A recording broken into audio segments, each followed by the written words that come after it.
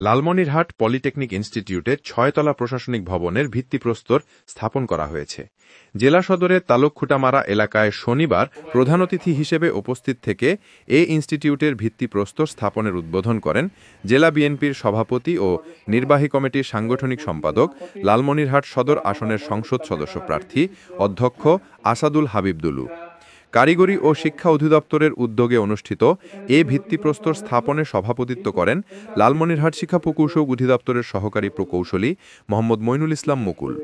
এছাড়াও আরও বক্তব্য রাখেন জেলা বিএনপির যুগ্ম সাধারণ সম্পাদক এ.কে.এম. মমিনুল হক, সাংগঠনিক সম্পাদক আফজাল হোসেন সহ অন্যান্যরা।